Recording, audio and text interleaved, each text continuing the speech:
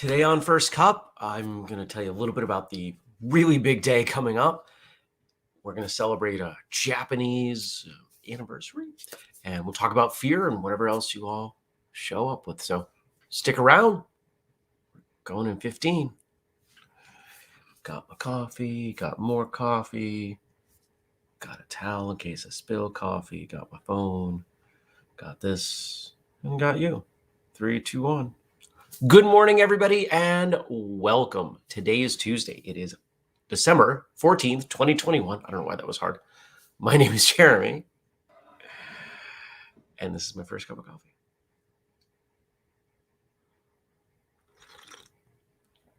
Good morning, Daniel and Jenny and Stacy and Andrew and Dennis. Woo, guys, rolling in. Got a roll call going. Jenny says, have to go fight with a toddler. Be right back.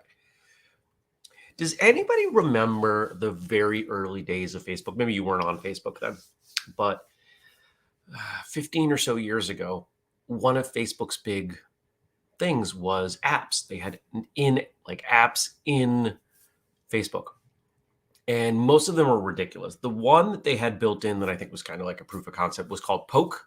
You could poke people, and it was a big deal for like a year. Poke was, but there were other apps, and one of them was like how many toddlers could you beat in a fight? I think that's what it was called.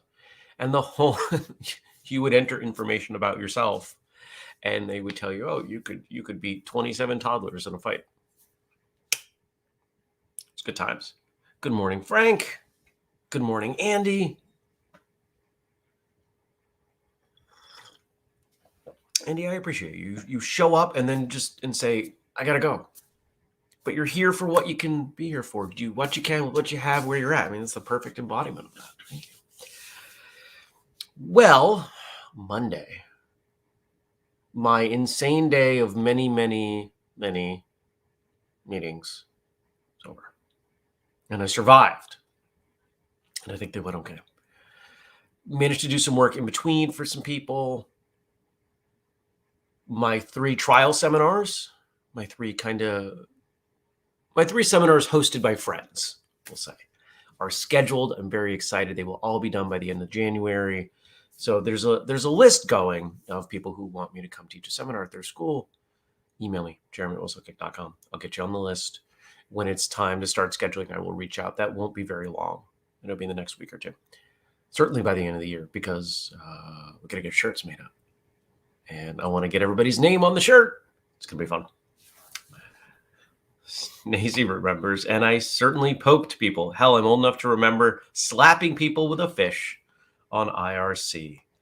And I'm not even going to tell you youngins what IRC was, because it won't help. I could tell you the acronym, and you'd still go, I don't get it. Yeah, because unless you did it, you don't know. I still remember my ICQ number, 2946721. Why? I don't know. I still remember my Blockbuster ID because I worked there, 29520747299. Why is that number still in my head? Can I get rid of that in favor of anything else? No, it's still there.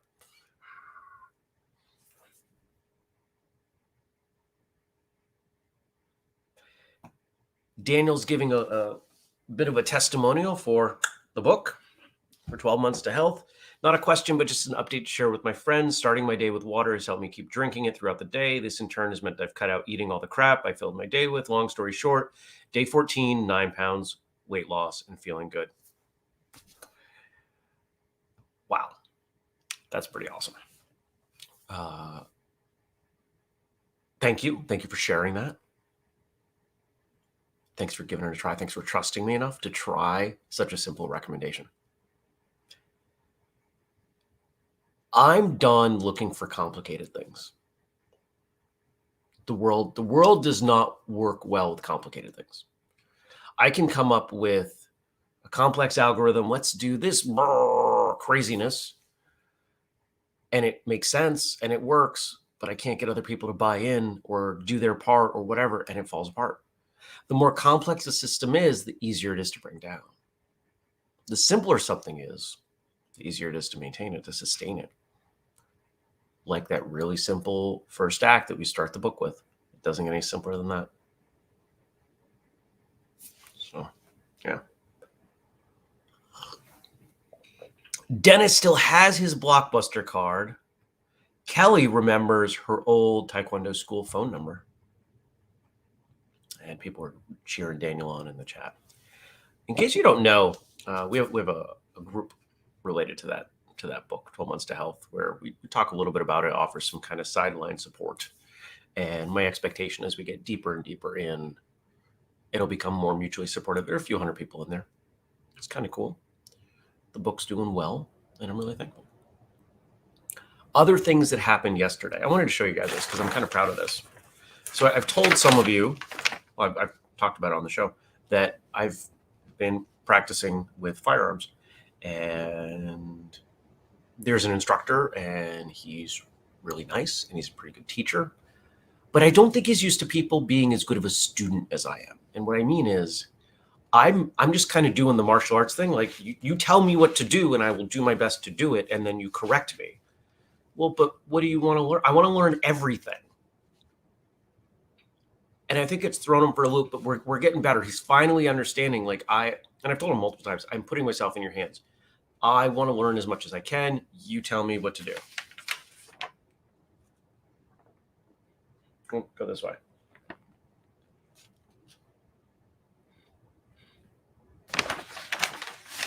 He was bragging about me to the other employees at the range yesterday. Apparently, I'm getting better. So I'm pumped about it. And I'm sharing it not just because it's something I'm excited about, but even though I don't consider firearms to be a martial art, you can, that's fine. The process by which I'm approaching this is very martial arts based. I go and get a lesson. We work on things at the lesson. I spend time practicing. I spend time thinking about what I need to work on. And then a month later, I go in for my next lesson because it's not inexpensive. I mean, it's $79 for an hour, which is not bad for someone with decades of experience teaching anything. But, we went through 2 boxes of ammo yesterday. It was $25 a box. It's not a cheap hour. But I'm making progress, and that's nice to see. So I'll go in again next week and run through another box of ammo. Keep practicing. Stacy's talking about the book here and something happening that came organically out of the Facebook group. Can't wait to start with my small group in January. New job, new year, new outlook coming. I love it. Jenny gives us an update on fighting with her toddler. In case you were wondering, I lost that round. Round 2 is in 5 minutes when I calm down. Toddler 1, mama 0. Dennis says, Jenny, never underestimate a toddler's will to win. I think she knows. She's got what? 3 boys? 3 older boys? She knows. Stacy says that's some awesome shooting. Thank you.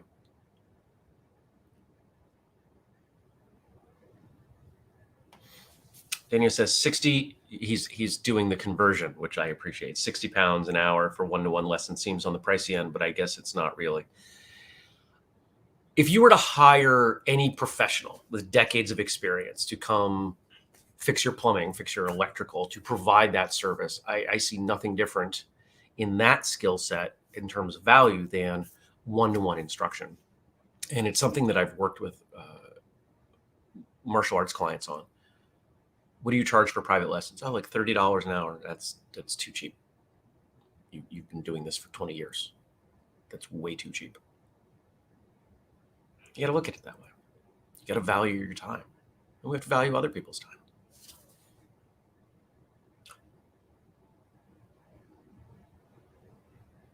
And Dana says, yeah, I charge someone £70 just to show up at their house.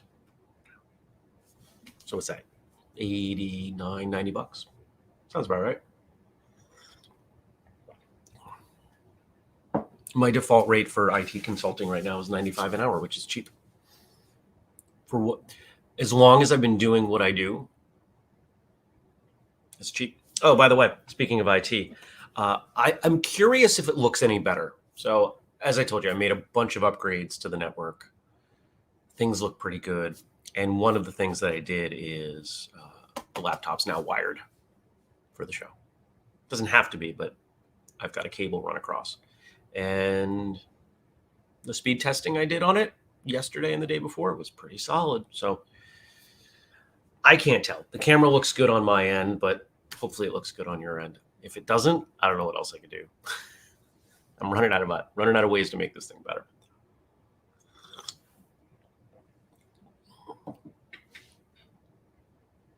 Frank says, every time my 1-year-old nephew and 4-year-old niece stay with us, I end up with a whole new appreciation for my sister as a stay-at-home mom. I believe it. Daniel says, no, it still looks terrible, but that's the dirty monitor, not you. Oh, you're one of those. One of those with the dirty monitor. I understand. So today may be the single biggest day of recording we've ever had in terms of if we were to find some way to score the prominence of guests. I'm pretty sure today takes it. Now, I will share a couple little bits with you. If you want the names, you can go back to Patreon. They're on there. If you aren't part of the Patreon, you could find out for $2.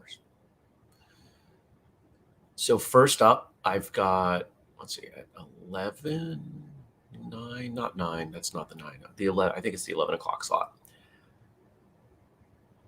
An internationally best-selling author of multiple books, including one that was turned into a movie. And then someone who's been on this show, or part of this show, I should say, in the 1 o'clock slot is someone who spent a whole bunch of time on TV. I'm kind of excited.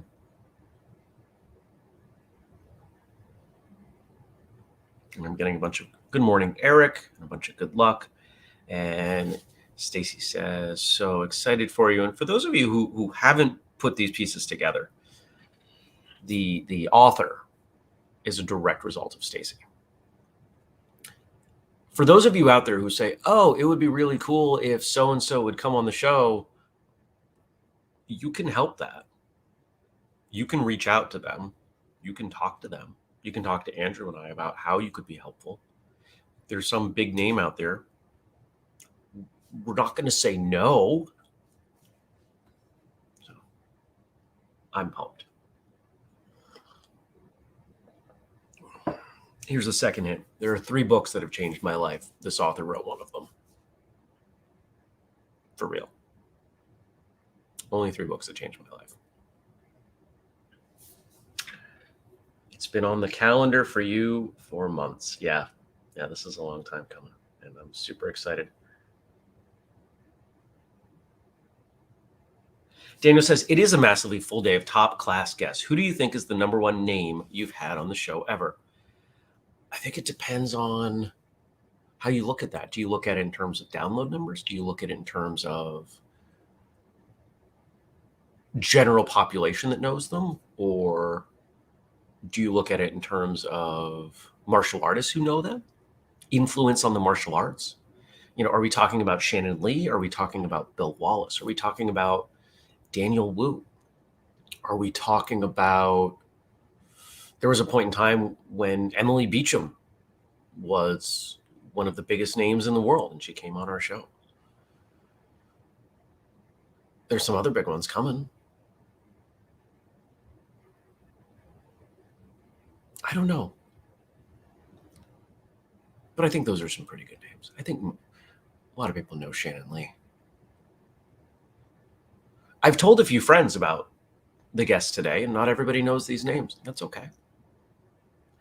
I am excited. The TV person, I think we're going to have a lot of fun just based on my interactions with them prior. I think we're going to have a good time.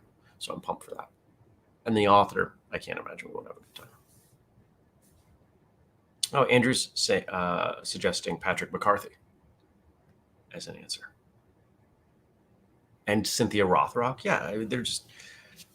We've had a great cross section, and I'm really proud of that. And it's one of the things I'm thankful Andrew and I have complete synergy on, is mixing it up.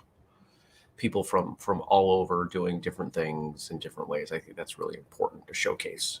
And I think our show does that.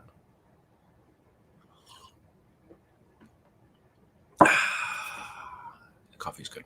All right, let's turn over to what you guys left me to talk about, because we got some stuff. We're going to start with Frank's stuff here.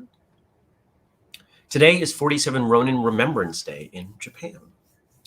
On December 14th, the Japanese honor the memory of the 47 Ronin, a group of leaderless samurai who avenged the death of their master. This Remembrance Day has no official status, but it is commemorated with a festival held at Sengaku-ji Temple in Tokyo, where the 47 Ronin are buried next to their master. The master of the 47 Ronin was Asano Naganori, the daimyo or feudal lord of the Ako domain. He had a very strained relationship with Kira Yoshinaka, the master of ceremonies at the shogun's court. When Kira publicly insulted Asano, the latter drew his sword and attempted to kill the offender. For this, Asano was immediately arrested and sentenced to commit seppuku, ritual suicide. Asano's assets were confiscated and his retainers became Ronin, samurai without a master. Since Kira wasn't punished for insulting Asano, the Ronin swore to avenge their master by killing Kira, even though they knew they would face a severe punishment. It took the Ronin 2 years to carry out their plan. They became merchants, workmen, and monks in order to lull Kira's suspicions, as well as to gain access to his house under a guise. Their leader, Oishi, divorced his wife, moved to Kyoto, and began to drink heavily, frequent geisha houses, and act obscenely in public to convince everyone he'd moved on from his master's death. After 2 years, Oishi was convinced that Kira had dropped his guard and everything was ready for their act of vengeance. He fled Kyoto and met up with the other Ronin in Edo. Early in the morning on December 14th, 1702, armed with swords and bows, they attacked Kira's house, killing 16 people and injuring 22, including Kira's grandson. They found the owner on the house in a closet. Oishi respectfully addressed Kira and told him that they had come to avenge their master. He invited Kira to commit seppuku to die as a true samurai, but Kira was so frightened that he couldn't even answer. So the Ronin pinned him down, and Oishi cut Kira's head off with his dagger. The Ronin carried Kira's head through the city and laid it on their master's tomb in Sengaku-ji Temple. The shogun sentenced the Ronin to death for committing murder. However, they were allowed to die an honorable death by committing seppuku. 46 Ronin killed themselves on February 4th, 1703. The 47th Ronin wasn't with them because he had been sent as a messenger to Aku right after the murder. Upon his return, he was pardoned by shogun and lived a long life. The 47th Ronin died at age 87 and was buried alongside his comrades and their master. The memory of the 47 Ronin is honored every year on December 14th. Sengaku-ji Temple in Tokyo, where their graves are located, holds a festival commemorating them. Story time. I didn't know that's what we were getting into. I love it. Thanks, Ryan.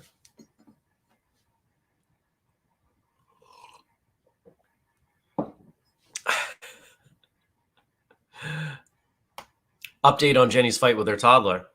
Matt came home and tagged with me. He won. Nice.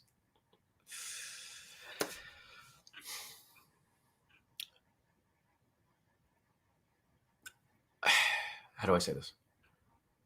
The idea of living a life that is so deeply rooted in code, integrity, honor, whatever you want to call it, that the ultimate mea culpa that seems to absolve someone of their faults is to take their own life. That is a way of looking at the world that blows my mind. I'm absolutely not advocating that we return to that. But I think there is a middle ground between where we are and that place. We don't live in a terribly respectful world. We don't live in a time when people have much honor. It does not take long.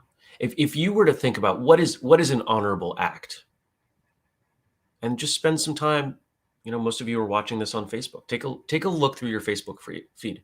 How many of the people that you consider to be friends and family are, by that standard, dishonorable? It's probably most. It grosses me out. It's part of why I think we need martial arts more now than ever. It's part of why I do what I do, and it is my hope that martial arts can have a positive impact on the world. Most of us have turned into jerks. That's not sustainable.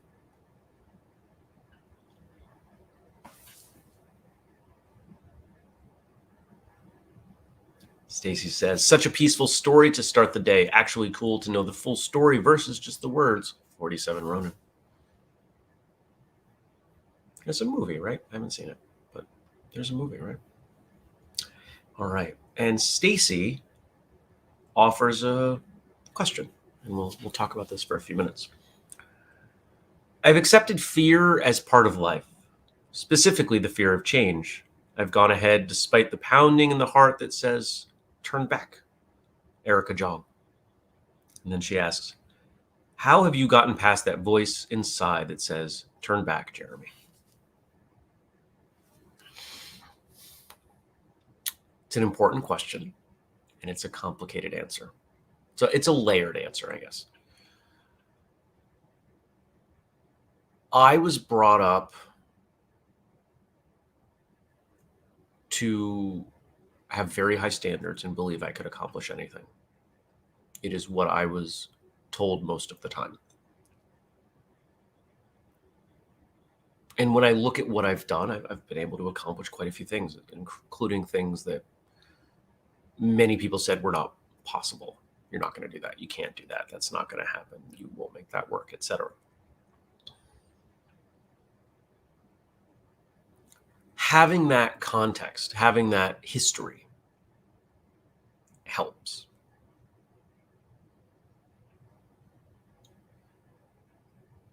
But there's also another element.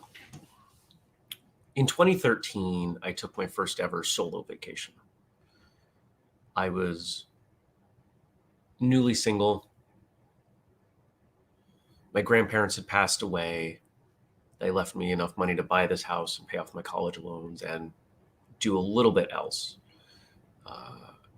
And they traveled a lot. And so I said, I'm going to take my dream trip to the Galapagos. And I went.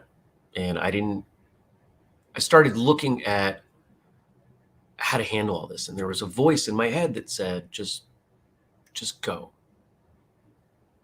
Fortune favors the bold. So in the 12 nights that I scheduled on the islands, I scheduled my first 2 nights of lodging and my last night of lodging, and there was 8 nights of lodging that weren't even planned before I got there. And whenever I had a decision to make, do I go here or do I go here? I said, what's the bolder choice? I wandered all over those islands by myself. I'm going to walk over to this thing. That's 8 miles away. Whatever. And I'd go and I'd walk and I'd come back and come to paths. Should I go this way? I'm afraid this is going to lead me into someone's backyard and they might not be happy. What's the bolder choice? So I took the bold choice and I took the path. And that decision process didn't always lead me to amazing things, but it showed me that if you don't have butterflies, if you're not a little nervous, there's no good stuff coming.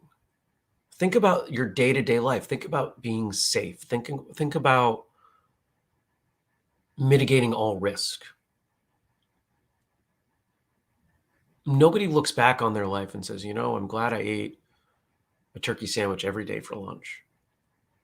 I'm glad that I worked my steady job and put 10% into my retirement and did all of these things the way I was supposed to. I don't want to look back on my life in that way. And so the dichotomy that I split now, when I'm afraid or not sure how to proceed with something, what is the version of Jeremy on his deathbed looking back on his life going to wish I had done? And most of the time it's take that risk, call that person, ask out that girl, do all these things that are terrifying, because the good stuff is always on the other side of the terrifying.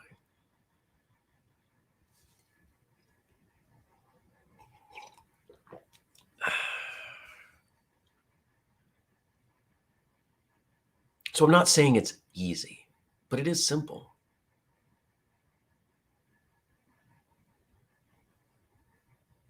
Every time I've chosen to ignore the fear and take the action and do the thing, and I've learned something. Even if it didn't work out, even if I wished it hadn't happened, I've learned. I have very few things in my life that I would term as regrets. There are plenty of things I would not do the same again, but that's not the same.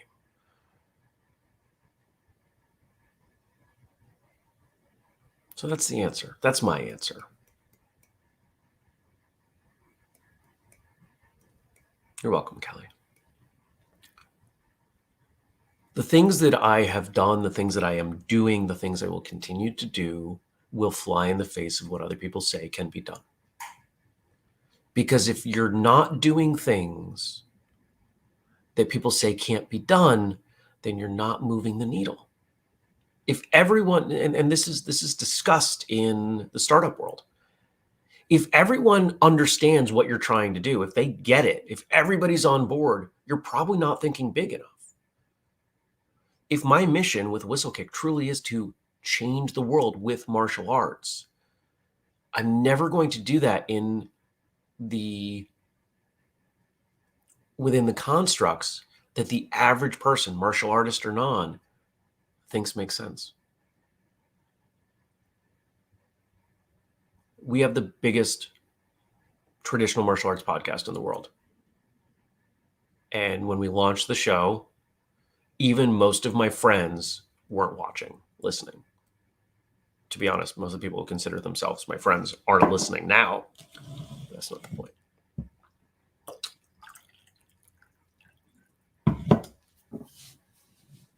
Big stuff comes with fear.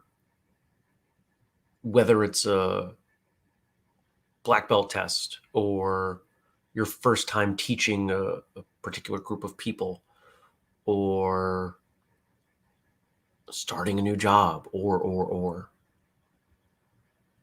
It's scary because it carries risk. Risk is required in order for reward. Why doesn't everyone just put their money in the bank in a certificate of deposit, a CD? Because it pays like 0.5% or 1% or 1.5 or whatever. It doesn't even keep up with inflation.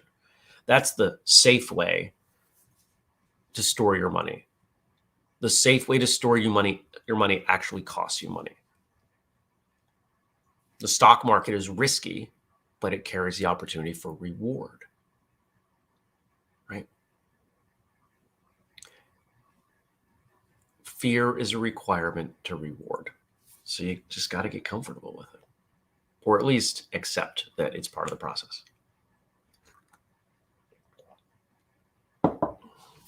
Stacy, you're welcome. Thanks for asking. That's a great question.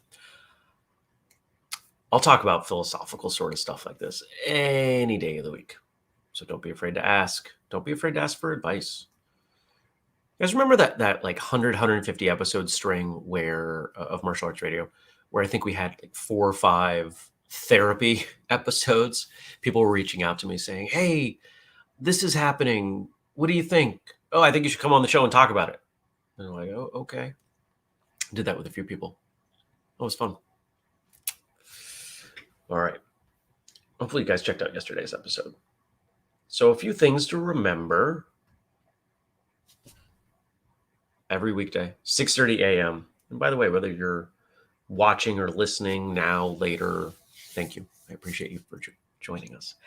If you want to support us, we've got the Patreon. We've got the code FirstCup15 at whistlekick.com. And if you want to see the full list of all the stuff you can do to help support us, some of which is super easy and not time consuming, whistlekick.com/family. There's no link to it. You got to enter it yourself. We did that intentionally. And if you've got questions or comments, feedback, things that you want to post publicly, the Facebook group's the best place to do it. Facebook.com/firstcupwithjeremy. But maybe you don't use Facebook. That's okay. Email me, jeremy@whistlekick.com. I appreciate every single one of you. I hope you have a fantastic day. I'm going to go get ready. Take care, everybody. Peace.